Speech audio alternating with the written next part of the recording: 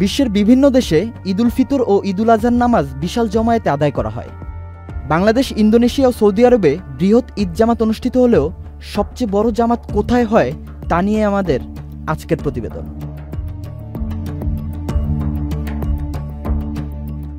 বাংলাদেশের কিশোরগঞ্জ জেলার শোলাকিয়া ঈদগাহ মাঠে দেশের বৃহত্তম ঈদের জামাত অনুষ্ঠিত হয়।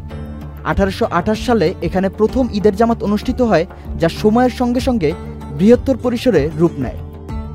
এখানে প্রতি ঈদে 2 থেকে 3 লাখ মুসল্লি একসঙ্গে নামাজ আদায় করে থাকেন।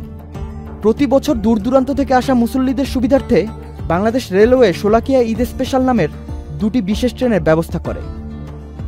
শোলাকিয়া ঈদগাহ মাঠের ঐতিহ্য ও বিশাল পরিসর এই জামাতকে বিশেষ মর্যাদা দিয়েছে।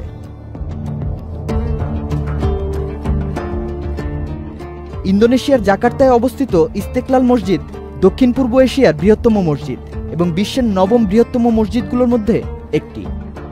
এটি ইন্দোনেশিয়ার স্বাধীনতার প্রতীক হিসেবে পরিচিত। এই মসজিদে একসঙ্গে 1,20,000 মুসল্লি নামাজ আদায় করতে পারে।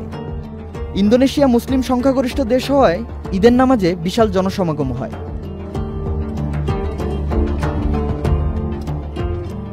বিশ্বের সর্ববৃহৎ মুসলিম জনসমাগম সাধারণত সৌদি আরবের মক্কা ও মদিনায় হয়ে থাকে। পবিত্র মসজিদুল হারামে এবং মসজিদে নববীতে ঈদের জামাতে 20 থেকে 30 লক্ষ মুসল্লি অংশ নেয়। বিভিন্ন দেশ থেকে আসা হাজিদের পাশাপাশি স্থানীয় মুসল্লিরা এখানে ঈদের নামাজ আদায় করেন।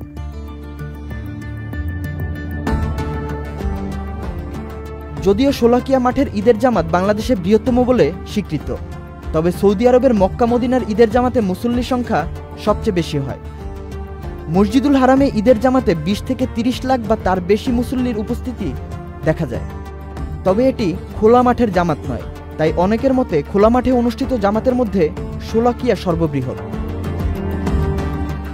বিশ্বের বৃহত্তম ঈদের জামাত নির্ধারণ করা কঠিন, কারণ এটি নির্ভর করে কিভাবে গণনা করা হচ্ছে। যদি খোলা মাঠের জামাত বিবেচনা করা হয় তাহলে শোলাকিয়া অন্যতম বৃহৎ ঈদ জামাত। তবে মক্কা ও মদিনায় ঈদের নামাজে অংশগ্রহণকারী মুসল্লির সংখ্যা অন্য যে কোনো স্থানকে ছাড়িয়ে যায়।